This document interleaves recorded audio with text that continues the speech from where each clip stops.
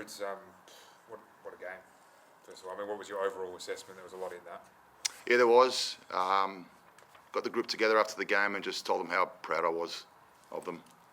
Incredible effort. You know, our captain goes off. Big shoes to fill. Tom Beadling, who only just started resuming training with us, has been out for a long time, was sensational. You know, we get a red card. We play with 10 men for 30 minutes. You would have thought that we were the team that had the extra man. The fight, the spirit, the tenacity was unbelievable tonight. This is just a one-off game. It happens, you know, right from the outset. Just sometimes in football, all these little things go against you, and it happens. But like I said, overall, really proud of them tonight. Really proud. What was missing then? Do you think you had a lot of ball, especially second half, but just couldn't fashion a... It's never easy to play. You know, we had 10 men as well, and you know, we tried to combine, but they camped on the edge of their box, and you know, they certainly weren't the team that everyone spoke about them being. So, you know, it's interesting how we're labelled a certain team, and yet you go and see a team that apparently is an attacking team and is full of flair and open, expansive. I didn't see that tonight. I saw one team that was trying to... They got a goal, and credit to them. It was a nice strike from the edge of the box, and that's what it takes to beat us. But after that, it was one-way traffic. It was just one team, and like I said, maybe it's a little bit of those finer details, a little bit of quality, you know, as well that you always need. Sometimes you need a little bit of luck as well to go your way.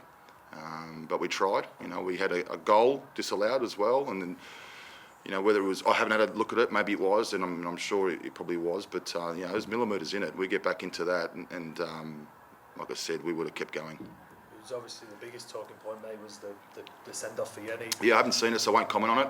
Okay, so there's nothing for me to say. I really haven't seen it. I actually was told.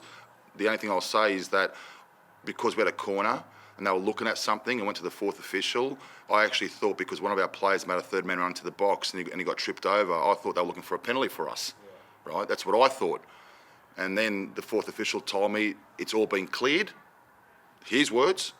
And then I see him doing the old box trick with his fingers, looking over to the camera, and I went up to him because I was told it was all cleared. So I asked him, what are you looking for? I was told by the fourth official it was all cleared. He gave me a yellow card, fine, no problems about that. And then the red card came out. So I actually didn't see it.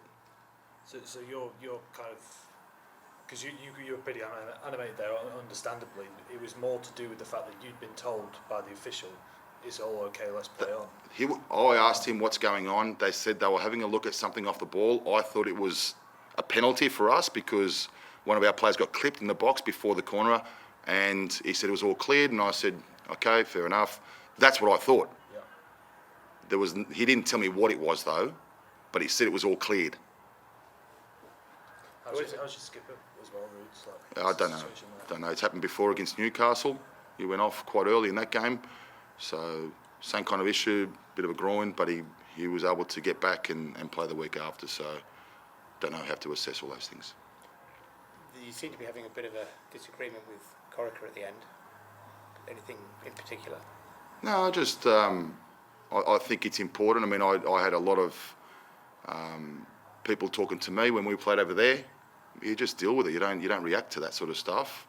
But just reminded him that some of the play acting and the stuff that they were doing towards the back end of the game, and even in the first half, maybe the humidity got to them. Like I said, we're a very, very fit side. We ran all over them, even with 10 men, right? But they started going down, play acting, wasting time. I just reminded him of something he said to me a few years ago when I was at Wellington when I beat him 3-0. That's all it was. Nothing else. You going to tell us what you said? No, what for? I think I just gave her the answer.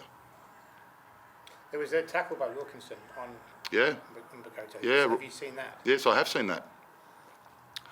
I'm not here to talk too much about that kind of thing, right? It's not my job. They get 2 yellow cards in the final minutes of the game, where there was a lot of tackles from behind on our players, not just the one on Wilco. I thought he should have got a yellow card early on as well, right? It was a pretty tough challenge. I'm all for letting the game flow, absolutely, but in derbies and in games like this, you know, I think you also have to set a precedent and make your mark and make sure it doesn't, because it could have exploded. And I've been involved in games like that where it can get really nasty. There's nothing more to say about that. they're a point behind you now. Yeah, What do that's fine. No, don't. I'm not bothered at all by that. Not bothered. What I saw tonight, we're going one way as far as I'm concerned. I've been around the game for a long, long time. Played it for a long time. Coached it now for a while. Seen that we're building into this season. Played some great stuff. We'll be fine. I've got no doubt about that. I'm not bothered about anyone, Sydney FC or anyone for that matter. All good. Thank you, everyone. Not even Thanks. Melbourne City? You didn't ask that.